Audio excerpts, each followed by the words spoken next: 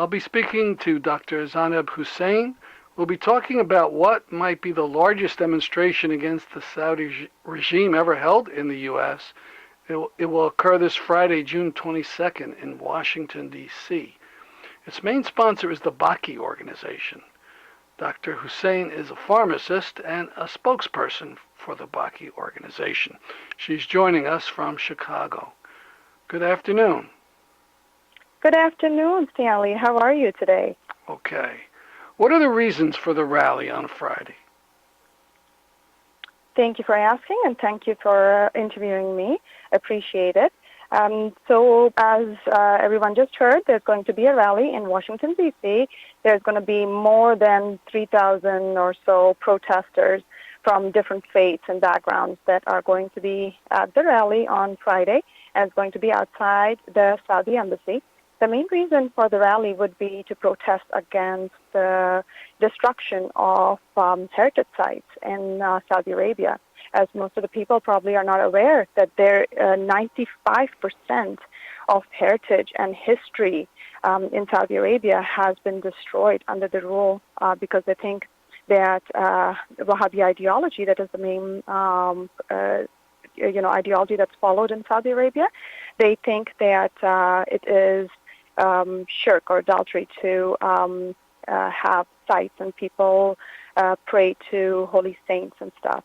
And because of this, they have desecrated more than 95% of holy shrines there. And this is the exact same ideology that the Wahhabi groups, Salafi groups like ISIS or Boko Haram or Al-Shabaab or Al-Nusra, all around the globe. This is the exact reason why so much heritage sites around the globe has been destroyed. If you remember, the Buddha statue in Afghanistan or Hatra and Nimrud and, other religious sites like Prophet Jonah's shrine and all of those. And this is the exact same ideology that they follow. Now, the word Baqee, what does that refer to? Oh, thank you for asking. So it brings us back to a holy cemetery that is in Medina, Saudi Arabia. And this was the first cemetery, and it has thousands, more than 7,000 martyrs of, Islam that are buried there. They are like the cornerstone people. Without their blood, this religion would not have been existing in this world today. The entire family, most of the family of the Holy Prophet is buried there. We also ask for restoration of the Jannat Mawla Cemetery and all of the heritage sites, including both. Well, let me go back a step. As you say restoration, so what happened in Baqee? I understand it was 1925.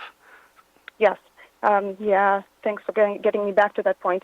So this site was completely, it had, beautiful shrines there, and they were completely demolished and destroyed and razed to the ground by the Saudi regime. And this was actually the first crime that was committed as soon as, the Saudi Al Saud family came into power right after they came into power in 1925. So we believe that if there was enough outrage and enough outcry from the global community at that point, so many years ago, then we would not be seeing the onslaught of terror and oppression that is there globally at this point. The only reason why there is terrorism to the level and the level of oppression in, humanitarian crisis in Yemen that is existing at this point, it wouldn't have happened if there would have been an outcry and this oppressive regime would have been stopped after their heinous crime that they would have done. So we believe that under the banner of Baqee, everyone can unite, and because this was the first crime committed with a mask of Islam, and all of these fanatic Wahhabi ideologies have come up and spurged because of this specific ideology. Now, is the Baqee Organization all Shia or most Shia Muslim, or is it a combination of groups? It's mostly Shias at this point, but we work very closely with a lot of other organizations and other faiths as well. Hmm. Now, in your press release, you talk also.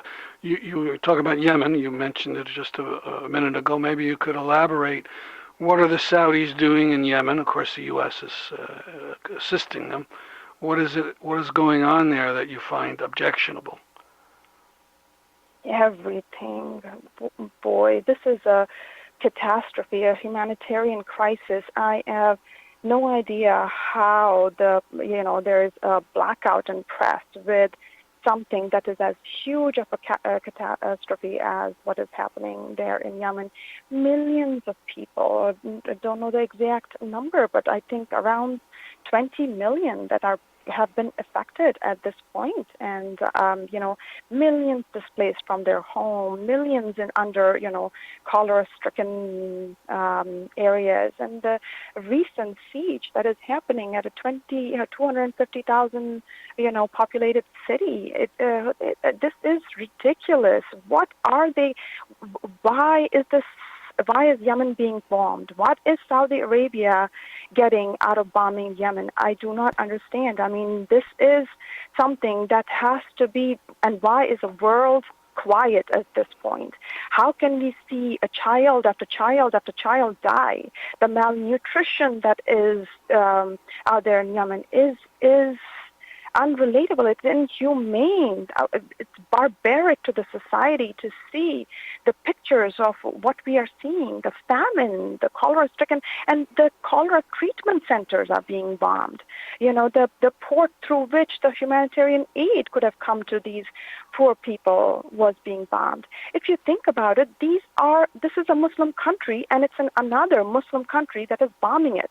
During the month of Ramadan, it is taught to us that we are supposed to, even in the time of Prophet Muhammad, nobody used to touch.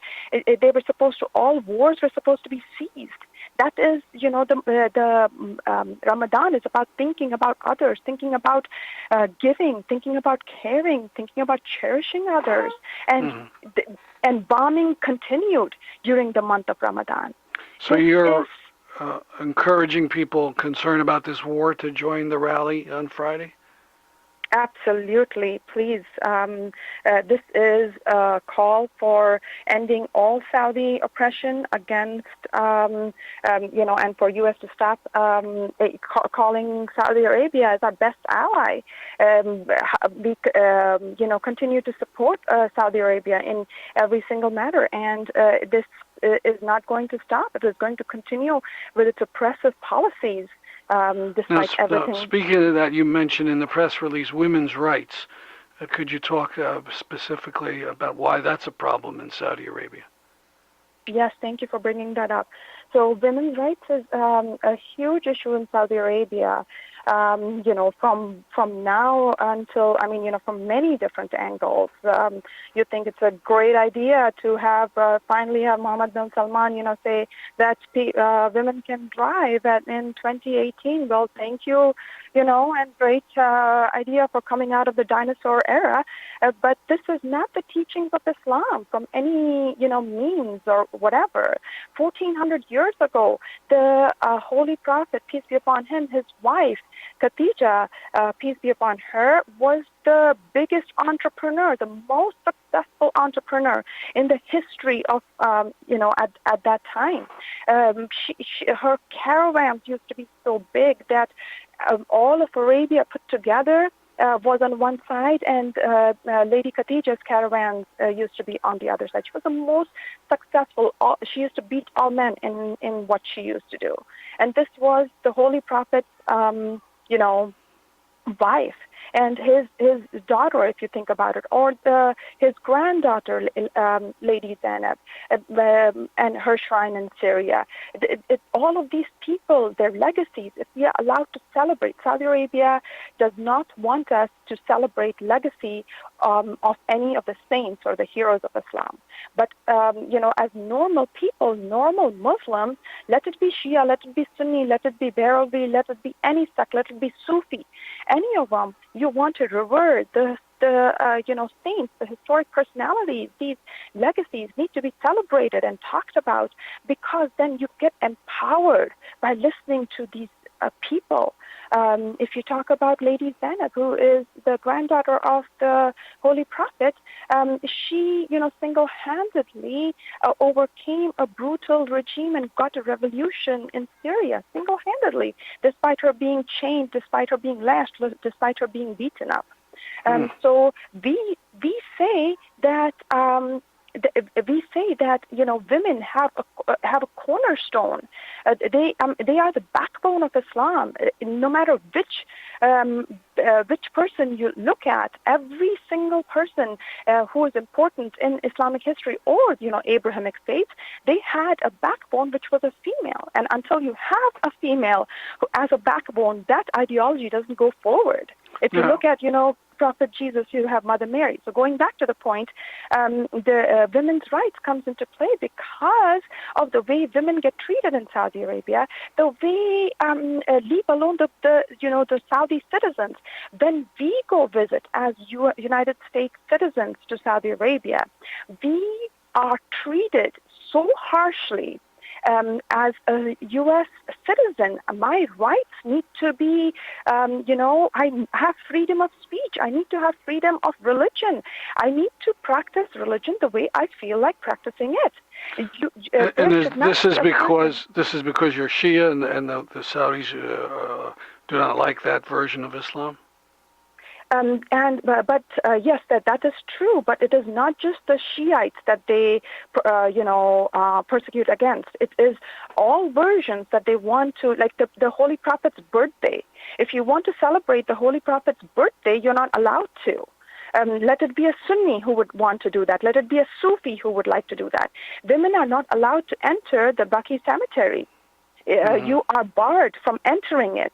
You cannot, and there are 7,000 heroes of Islam buried there. The Holy Prophet's family is buried there. His father, grandfather, grandmother, the entire family.